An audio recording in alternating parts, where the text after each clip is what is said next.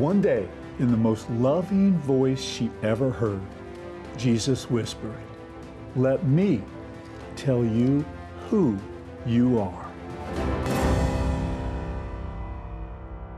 Welcome to Freedom Alive. Laura Perry Smalts grew up in a Christian home but felt rejected by her mother. Laura was angry at God and hated being a female. So she decided to live as a man named Jake for 9 years. I'm blessed to be joined again today by our co-host, Matt Staver from Liberty Counsel. And Matt, despite what the media is throwing at us about the remedies for gender confusion, God is in the transformation business. And today's guest is an amazing example of what He can do when we surrender our lives to Him. Laura's story is really a story of complete transformation through Jesus Christ. We defend counselors all over the country to have the right to be able to counsel individuals who seek the opportunity and desire change in their lives. And there's so many laws that have been passed to tell counselors they can't provide this kind of life-saving counsel that Jesus is able to transform their lives, like we've seen happen in Laura's life. So her life is a great example about brokenness and how Christ can heal that brokenness, and how through that dark time of your life you can be a light to the world. We're seeing some remarkable figures already around the country, right, in some of these statistics that we're seeing. Can you speak to that for a minute? Well, in Montgomery County in Maryland, which is the largest school district in that state, they reported in 2022 a 382% increase in what they refer to as gender non-conforming students since 2019, 382%. That's similar to a national survey that reports nearly 400% increase in minors seeking what we would refer to as this hormone treatment, puberty blockers, and cross-sex hormones, as well as mutilating surgery to make themselves appear like the opposite sex. That is startling. These occurred since 2019. This is because of propaganda and misinformation that these young people are getting that have this inner hurt, and then they're falsely told that in order to solve it, in order to make everything okay in your life, then you can do that by taking these opposite sex hormones, which are very harmful to your health, and then going through these irreversible mutilating surgeries. There's a lot of stories now coming from young people who are now adults saying how much they regret doing so. A remarkable story of God's transformative power, and it's our privilege to be able to bring it to you. But our Freedom Alert is next. Sandra Merritt seeks justice from full appeals court in civil case. I'm Matt Staver, co-host of Freedom Alive. Liberty Counsel asked the entire Ninth Circuit Court of Appeals to review Planned Parenthood's multi-million-dollar civil lawsuit against Sandra Merritt for revealing that the abortion giant sells aborted baby body parts. Liberty Counsel asked the appeals court to reverse the lower court's ruling, order a new trial, and strike the punitive damages award. Sandra and David DeLayden produced videos exposing Planned Parenthood's illegal trade in aborted baby body parts after a 30-month undercover operation. The video showed Planned Parenthood executives haggling over prices and discussing how they can change abortion procedures to obtain more intact organs. Sandra and David are the first undercover journalists in California's history to be criminally prosecuted. Now they are fighting for justice. Up next, Matt's interview with Laura Perry Smalts. Well, our very special guest is Laura Perry Smalts. Welcome to Freedom Alive, Laura. Thank you so much for having me on. And congratulations, by the way. Last time that we had interviewed you, it was Laura Perry. Now it's Laura Perry Smalts.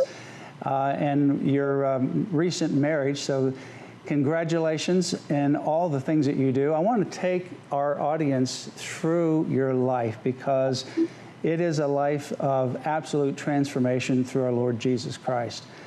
Tell us about how you grew up and how things began in your life. And actually, as we do that, I want to begin with a picture montage that you gave us so that we can get a little bit of insight early on about the trajectory of your life. And on the left side, it says, "The girl God created." Just beautiful pictures of you when you were a little girl. And then you move to the middle And oh my goodness, it's Laura Perry still, but it says the girl lost in sin.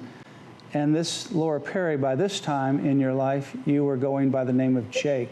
And then you had a complete transformation in Jesus Christ. And your last picture on that montage is the girl set free and redeemed. And the scripture verse you have is John 8:32. You shall know the truth, and the truth shall make you free. That's your life story, Laura. Tell us about how this happened. Yeah, I don't know exactly where those lies started, except I remember being very young, and I began to believe that my mom didn't love me as much.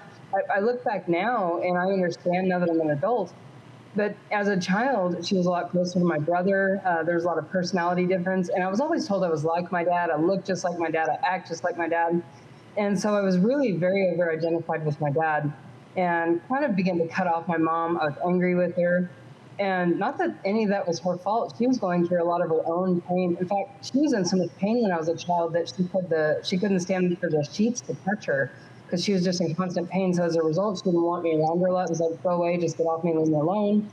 But I began to perceive that in my heart as being rejected by my mother. So the pain that she was having, was that physical, psychological? What was the origin?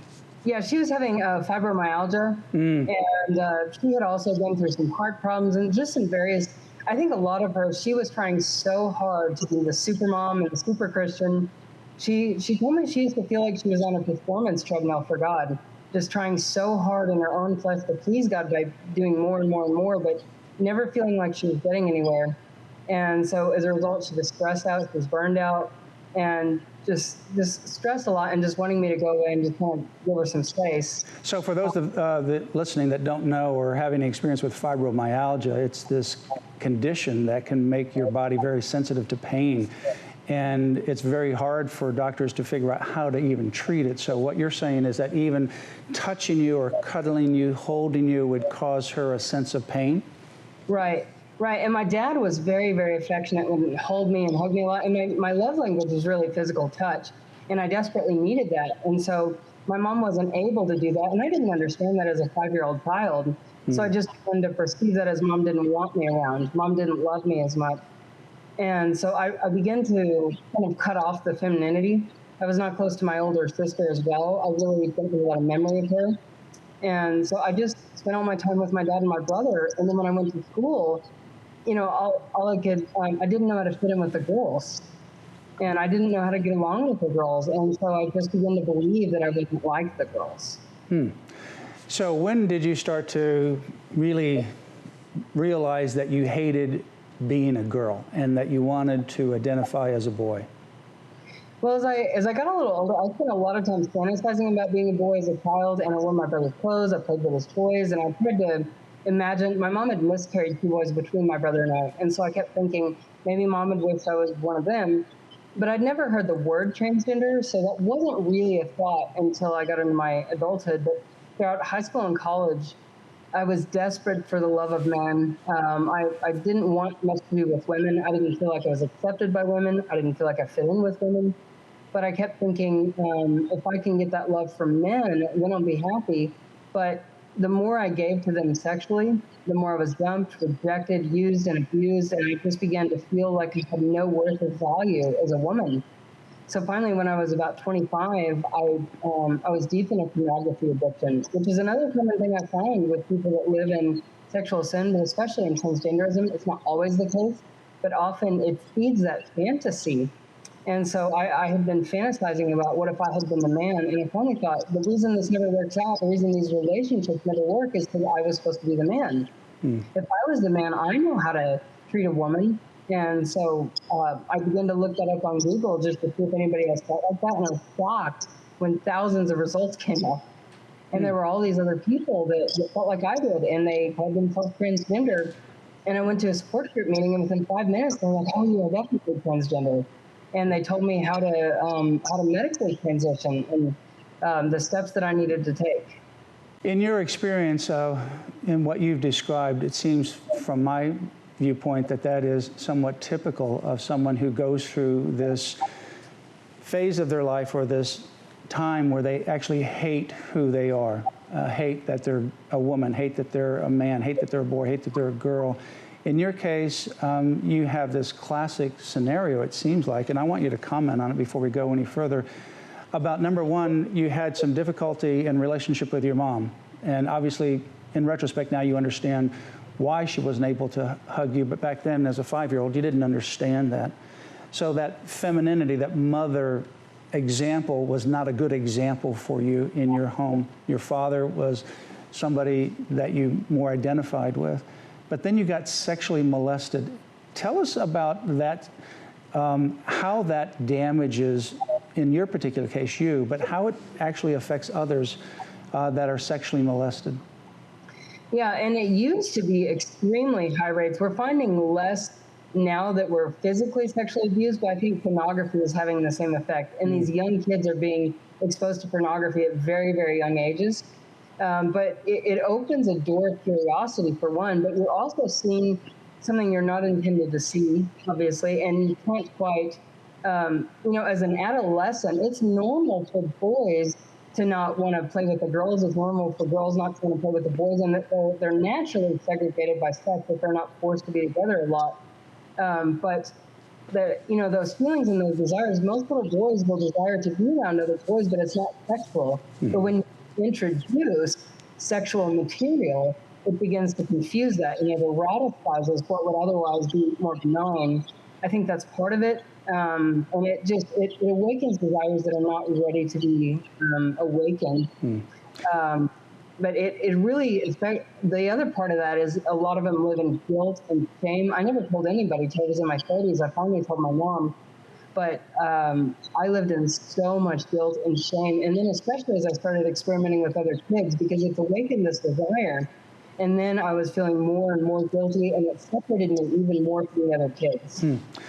So then in your early 20s, you decided that the way for happiness, the hurt and the emptiness that you were feeling, was to identify as a boy. How did that come about, and what did you do to go down that process? Yeah, I really began to look that up because I was so desperate. I got to a place where I hated being a woman, and I felt like I had no worth or value.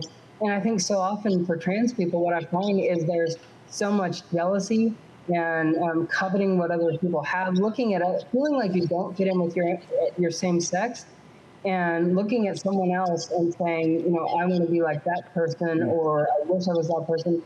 I didn't at the time. Once I embraced it, I really believed this is who I am. I was born this way. I was a man trapped in a woman's body.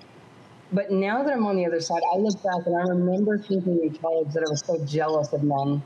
I knew that I wasn't a man, but I was so jealous of men. But once you begin to embrace that, you start to believe your own lie. And I think that's a big part of it. But they told me that I had to go, okay, here's the step when you go to a therapist. And I didn't have any interest in counseling. I did not want any other opinion. By the time I embraced this and I believed this is who I was, I did not want any kind of counseling. I didn't want anyone to tell me there might be another way. I didn't want to hear that I might be able to change the mind. I just wanted to change my body to match who I was. But I had to go to therapy in order to start this process. And within by the third session, she put down her notebook and she looked right in my eyes and she said, "Wow, you really have issues with your mom." And I was so stunned. I was like, wait, how did we get from me talking about being a man to talking about my mother? And I was angry, and I said, I'm not here to talk about my mom.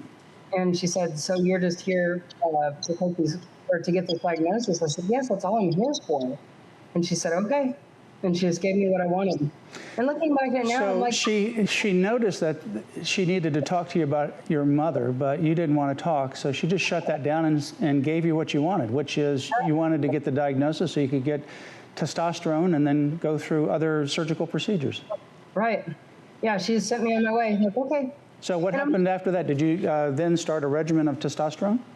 I did, yeah. And it's weird because it begins to change your body a little bit. My voice began to lower, my facial shape began to change, began to grow body hair and eventually facial hair.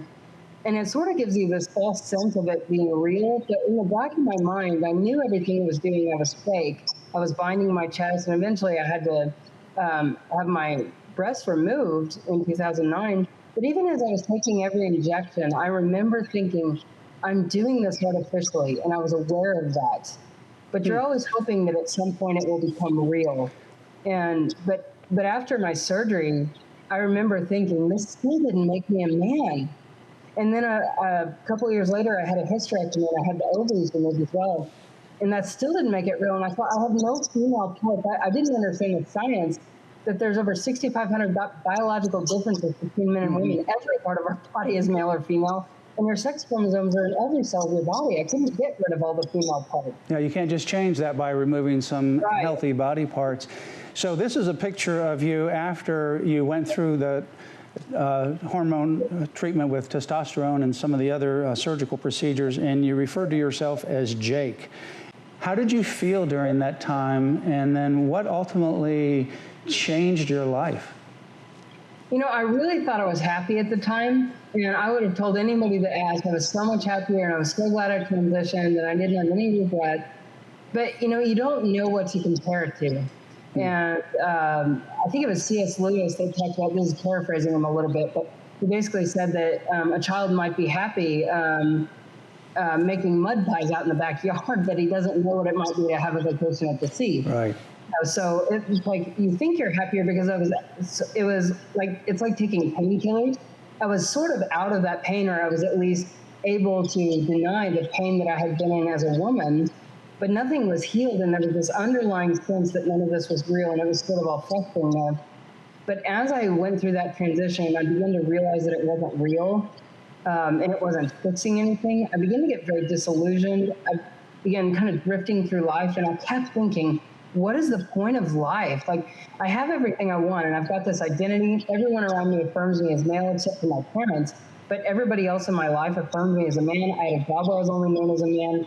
I had a partner that we called each other husband and wife. He was a man living as a woman. And I seemed to have everything I wanted, except I was still so empty. And it was like, I'm no happier than I was before. And so I just began to question what the point of life was, and the Lord was pursuing me during that time. And I remember just not wanting the Lord, because I'd grown up in a Christian home. I thought, well, that didn't have the answer, because I didn't know what I didn't know. I didn't know that I had never truly been born again. I didn't know that I had never truly known the Lord. All I knew was the religion. I knew what the Bible said, but I didn't know the Lord personally. You know, like the scripture that I share on the bottom of that card says, you will know the truth, and the truth shall make you free. But it never dawned on me until recently, the truth is a person. Yeah. The truth, Christ himself, Jesus said, I am the truth. So as the Lord began to pursue me, and at one point my mom had been telling me about how God was changing her, and she had tried to fix me her whole life, but when she really surrendered me into the Lord's hand and allowed the Lord to work on her, and she just began to focus on the Lord rather than on trying to fix me, and she was praying for me, but not chasing me anymore. Surrendered me. And she began to let the Lord work on her. She was so transformed during those years that I began to see that change in her, and in my dad as well, but especially in my mom. She was so changed, and that's part of what brought me to the Lord. And he began to reveal to me his goodness, that he was faithful, that he was trustworthy as I was beginning to read the Word. And I gave my heart to the Lord at one point, and I was so radically changed. I really was repentant for the first time in my life. I was truly humbled. I recognized the depths of my sin, and I gave my life to the Lord. And I got just radically changed. I was so on fire for Jesus, but I wanted to be a man of God, and I thought I could have both, because I didn't want to go back to being female because it was too painful. So you gave your life to the Lord, but you still at the time were clinging on to your past at that point. Right. And I didn't know that God was going to change me. You know, I didn't understand. All I knew was that I had to, ask Jesus into my heart, and, I wanted to go to heaven. But as the Lord began to change me, I didn't understand what it meant for the Spirit of God to come in me and begin to bring that change. And he began to change my desires, and he began to convict me over the next year and a half, but I didn't know what to do with that. It's like, okay, Lord, I recognize that that's your will, but I can't go back now. I have all this facial hair. My body's completely changed. I've had these surgeries. I have this partner. I had a job where I was only known as male. I was like, I can't just go back. And the Lord, and one night though, I was so desperate for the Lord. I was so on fire. And I asked the Lord, I said, God, what do you want from me? I want everything you have for me. And the Lord asked me a question. He said, if you stood before me tonight, what name would I call? And I was like, oh, God, that is not fair. I said I repented of this. I said I was sorry, but I can't go back now. And he reminded me of John chapter 1, where it says Jesus Christ himself as the creator. And he said, you cannot claim to love me and yet reject my creation. And I thought I was being condemned because I was like, I'm not going back to being female. There's just no way, God. But in the most loving voice I've ever heard in all my life, he whispered to me, and he said, let me tell you who you are. And that's kind of what began to free me, but not at that moment. I mean, it's not like at that moment I went, oh, yes, God, I agree, I'm a girl. But I knew then that God knew something I didn't, that God understood who I was better than I did. And so I'm so thankful to the Lord. You know, I had so many opportunities. I had rejected God for so long. I hated him. There were times in my life I wanted absolutely nothing to do with God, with Christians. I told God I'd never serve him again. There were times in high school I was praying to Satan, asking Satan to keep people from coming to know Jesus.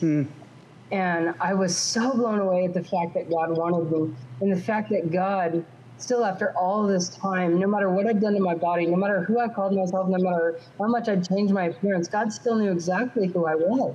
Yeah. So God began to heal me really through the church and through his word, but also just, it's like he peeled away the layers of the onion little by little.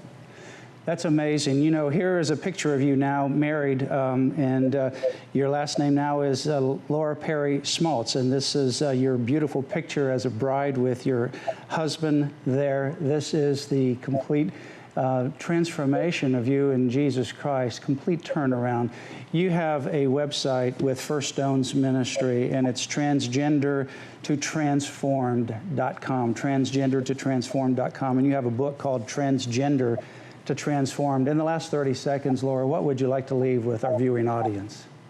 I would just like to say, whatever you are struggling with, if it's any of these types of issues, or if you have a loved one that is, Jesus is able to overcome also. And I had no hope of transformation in the beginning. I didn't trust the Lord, but I've been blown away at how much God has completely transformed me. So put your faith and trust in Jesus to do it all. Laura, you are a walking testimony of the incredible transforming power of our Lord Jesus Christ. And for all of those who are struggling, whatever it may be, this or other issues, Jesus can change you, and press into the person, not to religion, but to the person of Jesus Christ, and he will tell you who you are. God bless you, Laura. God bless you. Thank you. Matt, yet another incredible Genesis 50:20 story. Yeah. I absolutely, how many have we had on Freedom Alive? It's one after another. I love how God works. And this is like a perfect illustration also of how the enemy works. I mean, I heard Laura use words like jealousy, envy, confusion, chaos, lies, all of that. Yet God cuts through that. Jesus whispers, let me tell you who you are. Yeah, and she was trying to define herself in her own image to address the hurts, real or imagined, and she had both. Because she didn't understand why her mom was not hugging her, but she had a medical condition that caused her pain when she touched people. And then she was sexually molested as well as a young girl. So she had all kinds of things that were confusing her, damaging her. And as a result, the enemy continued to whisper and say things and put people in her way that ultimately led her to this place where she thought she was going to recreate herself in her own image. And that was disastrous. But the amazing thing, I think, for parents and for people that know someone who's struggling in this or some other similar area, is her mom really began to say she needs to press in herself to Jesus Christ. And then she never gave up and never stopped praying for her daughter and trying to be a loving mother, but not a controlling mother, and continued to pursue, and then got other people in the church and their Bible study to pray for her as well. So they never stopped praying. And Laura's message is a complete transformation. It's also a warning, on the one hand, to oppose these kinds of laws that would prevent Christian counselors from being able to help people like Laura. And Yes. that's the agenda out there, to stop the truth. On the one hand, as a church and as people of God, we need to be very compassionate to someone. You may see Jake in that picture, and you might have a very negative reaction and have a very opposite reaction to Jake. But Jake was a hurting woman at the time. Mm-hmm. And on the one hand, we need to reach out with love and compassion, understand the hurt that's behind someone like this. On the other hand, we have to set a standard of truth, and we have to do both. We have to have a balance in both. I wanted to come back to the counseling point that you made, because it's interesting. You listen to Laura's story and all of the things that are happening in her life and the absolute critical nature of counseling. Mm-hmm. Yet so many in our country are working to complicate that, eliminate that, take parents out of that picture. Can you speak to that for a minute? Yeah, and you know, Laura was raised at a time frame where it's even different than it is now, because now there's even a more intense propaganda, more easy access to pornography on your smart devices, your cell phones, and so forth. And there's more propaganda that is being directed to children, and there's more attempts by teachers and certain school districts around the country, even in rural or some what would be considered conservative areas of the country, to put a barrier in between these children, to give them propaganda and indoctrination that, well, maybe you just need to be happy by changing your gender. Maybe you're really a boy in a girl's body, or vice versa, and then cutting the parents out of that equation. So that's something that as individuals we need to be really conscious about at our schools. Find out what's happening in our schools and make sure we make a difference. And we've had Moms for Liberty on to talk about this kind of indoctrination, and how the community, the people, the parents, everyone needs to be involved in what's happening in our local school districts. Mm. As parents and grandparents, we just have to be involved. And the other lesson we've learned is we can never, ever, ever, ever stop loving our kids through difficult situations. We are delighted. It's our privilege to bring you time after time these stories of God's transforming power. Well, in closing, remember Galatians 5, verse 1, which says, "It was for freedom that Christ set us free. Therefore, keep standing firm and do not be subject again to a yoke of slavery." Our freedom is a gift from our Creator. We must never forget that and always protect it. So join us here next time, where you'll hear victories as well as ways you can stand up for your priceless freedom. Join us again for Freedom Alive.